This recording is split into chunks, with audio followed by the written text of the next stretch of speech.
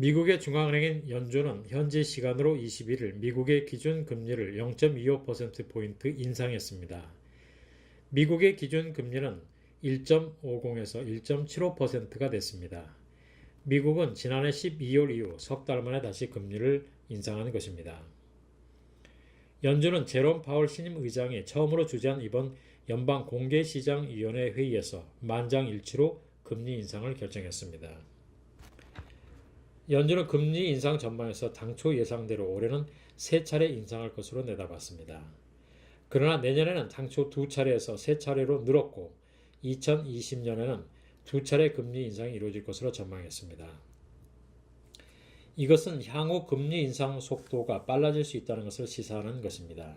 당초 시장 전문가들은 미국의 경제가 좋아 연준이 이번 회의에서 올해 4차례 금리 인상을 전망할 것이라는 예상도 했습니다. 그러나 시장에 너무 강한 매파적인 통화 긴축 신호를 주는 것을 피하기 위해 올해는 좀 더 경제 상황을 신중히 지켜보겠다는 신호를 보냈다고 분석했습니다. 다만 앞으로 미국 경제에 대한 낙관적인 전망이 많아서 경제 상황에 따라서는 올해 4차례 금리 인상 가능성도 있다는 전망도 나오고 있습니다.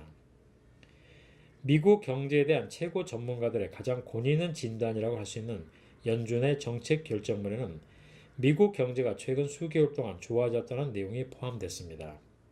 그만큼 미국 경제가 좋다는 자신감이 커진 것입니다. 파월 신임 의장도 취임 후 첫 번째 기자회견에서 미국 경제에 대한 낙관적인 전망을 내놓았습니다. 파월 의장은 노동시장은 여전히 좋고 경제는 계속 확장하고 인플레이션은 2%를 향해 가고 있다고 전망했습니다.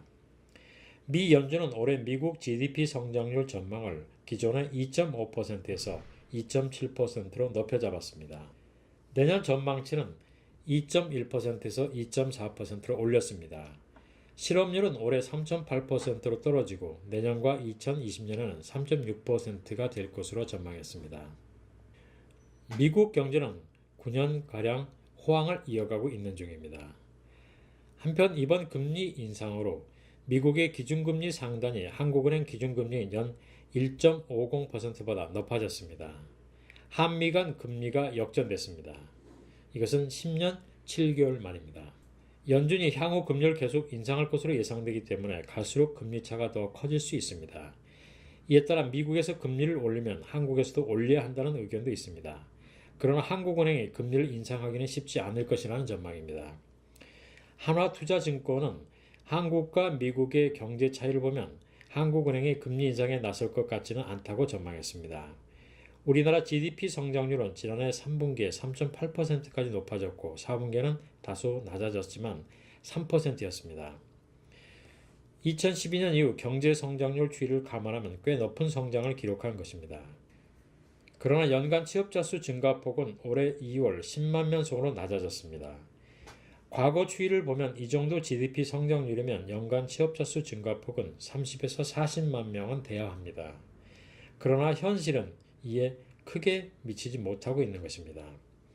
즉 한국 경제 상황이 그리 밝지 않기 때문에 금리 인상이 쉽지 않다는 것입니다. 이렇게 미국과 한국의 금리 차이가 나면 국내 자본이 유출될 수 있다는 우려도 커지고 있습니다. 그러나 하나투자증권은 금리 역전으로 인한 자본 유출 위험은 크지 않을 것이라는 전망을 내놓았습니다. 단기 금리는 이미 역전돼 있고 앞으로 차이는 더 커질 것입니다. 그러나 금본위제나 고정환율제가 아닌 변동환율제에서는 단기 금리 차이에 의한 자본 유출입은 무시될 정도라는 것입니다. 1년간의 금리 차이보다 하루 환율 변동폭이 더 클 수 있기 때문입니다. 다만 장기 금리에서 한국과 미국 사이의 역전폭이 커지면 자본 유출 위험은 높아집니다. 이번에 연임한 이주열 한국은행 총재는 통화정책에서 상당히 어려운 상황을 맞게 됐습니다. 한미 금리 역전이 장기화되고 폭이 커지면 문제가 생기기 때문에 한으로서는 금리 인상 압력을 더 받게 될 것입니다. 그렇다고 경제 상황도 좋아지지 않는데 금리를 올린다면 경제가 감내할 수 있느냐가 문제입니다. 더 큰 문제는 가계부채입니다. 가계부채가 위험한 상황에서 금리 인상은 큰 충격이 될 수 있기 때문입니다. 한국은행이 금리 인상에 신중할 수밖에 없는 이유입니다. 한국증권TV입니다.